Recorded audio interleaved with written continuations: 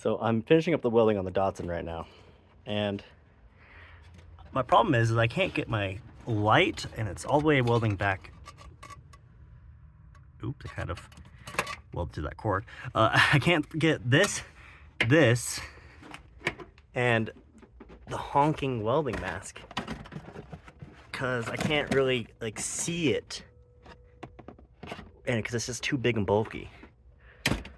But I had a problem, but I have a solution. One problem with that though. I may get a small ego while wearing it.